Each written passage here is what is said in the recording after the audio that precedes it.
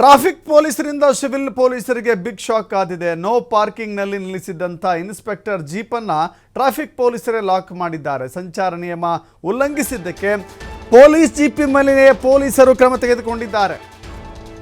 ಹೌದು, ಇದೊಂದು ಅಪರೂಪದ ಘಟನೆ.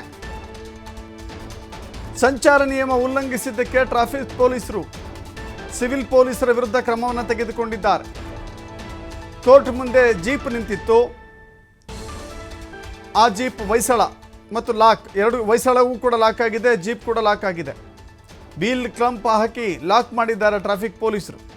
APMC ಕೋರ್ಟ್ ಮುಂದೆ ನೋ ಪಾರ್ಕಿಂಗ್ನಲ್ಲಿ ನಿಲ್ಲಿಸಿದ್ದಕ್ಕೆ ಕ್ರಮವನ್ನು ತೆಗೆದುಕೊಳ್ಳಲಾಗಿದೆ. ಭಾಳ ಖುಷಿ ಜನಕ್ಕೆ, ಇದನ್ನು ನೋಡೋಕ್ಕೆ ಭಾಳ ಖುಷಿ ಆಗುತ್ತೆ. ಹಲಸೂರು ಗೇಟ್ ಸಂಚಾರಿ ಪೊಲೀಸರು ಕ್ರಮವನ್ನು ತೆಗೆದುಕೊಂಡಿದ್ದಾರೆ. ನಾವು ಅನೇಕ ಬಾರಿ ನೀವು ಕೂಡ ಅಂದುಕೊಂಡಿರ್ತೀರಿ, ಯಾಕಂತ ಹೇಳಿದ್ರೆ ಸರ್ಕಾರಿ ವಾಹನ, ಅದು ಹೇಳಿ ಕೇಳಿ ಪೊಲೀಸರ ವಾಹನ ಅಂತ ಹೇಳಿದ್ರೆ ಪೊಲೀಸರು ಎಲ್ಲಿ ಬೇಕಾದರೂ ಪಾರ್ಕ್ ಮಾಡಬಹುದಾ, ಅವರೇ ನಿಯಮವನ್ನು ರೂಪಿಸೋದು ಅಥವಾ ಅವರು ನಿಯಮವನ್ನು ಪಾಲಿಸೋದು.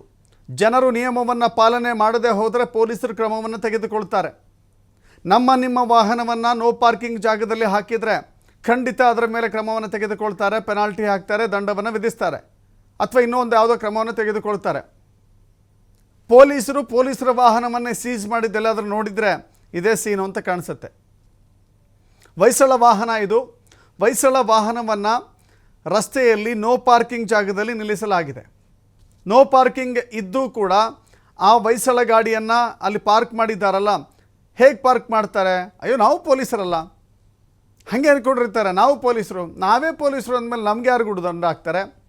ನಮಗೆ ದಂಡ ಹಾಕೋರು ಯಾರು? ನಾವೇ ಪೊಲೀಸರು ಅನ್ನುವ ನಿಟ್ಟಿನಲ್ಲಿ ಪೊಲೀಸರು ಇಂಥ ರೀತಿಯಲ್ಲಿ ನೋಡಿ, ಅಲ್ಲಿ ಎಷ್ಟು ಟ್ರಾಫಿಕ್ ಜಾಮ್ ಇದೆ, ಎಷ್ಟು ವಾಹನಗಳು ಓಡಾಟ ಮಾಡ್ತಾ ಇದ್ದಾವೆ.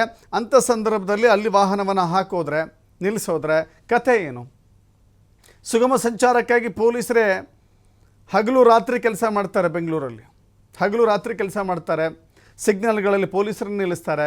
ಸಿಗ್ನಲ್ಗಳು ಇಲ್ಲದ ಜಾಗದಲ್ಲಿ ಮ್ಯಾನ್ಯುವಲ್ ಆಗಿ ಅದೇ ಪೊಲೀಸ್ ಪೇದೆಗಳೇ, ಟ್ರಾಫಿಕ್ನ ಪೊಲೀಸರು ಕೆಲಸ ಮಾಡ್ತಾರೆ, ಸುಗಮ ಸಂಚಾರಕ್ಕೆ ಅನುಕೂಲ ಮಾಡಿಕೊಡ್ಬೇಕು ಅಂತ ಹೇಳಿ. ಬಟ್ ಇಲ್ಲಿನ ಪೊಲೀಸಪ್ಪ ಏನು ಮಾಡಿದ್ದಾರೆ? ತನ್ನ ವಾಹನವನ್ನು ಅಥವಾ ಪೊಲೀಸ್ ಇಲಾಖೆಯ ವಾಹನವನ್ನು ಇಲ್ಲಿ ನಿಲ್ಲಿಸಿ ಹೋಗಿದ್ದಾರೆ. ಸರಿಯಾದ ಕ್ರಮವನ್ನು ಹಲಸೂರು ಸಂಚಾರಿ ಪೊಲೀಸ್ ಠಾಣೆಯ ಪೊಲೀಸರು ತೆಗೆದುಕೊಂಡಿದ್ದಾರೆ. ನಿಜಕ್ಕೂ ಕೂಡ ಇದು ಶ್ಲಾಘನೀಯ ಮಾಡಬೇಕಾದಂಥ ವಿಚಾರ. ಜೊತೆಗೆ ಕ್ರಮ ಹೆಂಗೆ ತೆಗೆದುಕೊಳ್ತೀರಿ? ಯಾರ ವಿರುದ್ಧ ಕ್ರಮ ತೆಗೆದುಕೊಳ್ತೀರಾ? ಹಾಗಾದರೆ ಆ ವಾಹನವನ್ನು ಚಾಲನೆ ಮಾಡ್ತಾ ಇದ್ದಂಥ ಡ್ರೈವರ್ ಮೇಲೇನೋ? ಯಾಕಂದರೆ ಅದರ ಮಾಲೀಕರಾಗಿ ಪೊಲೀಸ್ ಇಲಾಖೆ ಇರುತ್ತೆ. ಆ ವಾಹನದ ಮಾಲೀಕ ಯಾರು? ಪೊಲೀಸ್ ಇಲಾಖೆ.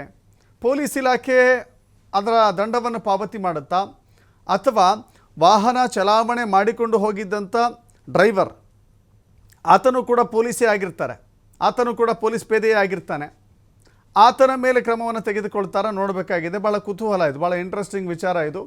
ಸದ್ಯಕ್ಕಂತೂ ಪೊಲೀಸರ ಗಾಡಿಯನ್ನು ಲಾಕ್ ಮಾಡಿ ಪೆನಾಲ್ಟಿ ಹಾಕ್ತಾ ಇರೋದು ಮಾತ್ರ ಜನರ ಮೆಚ್ಚುಗೆಗಂತೂ ಪಾತ್ರ ಆಗಿದೆ.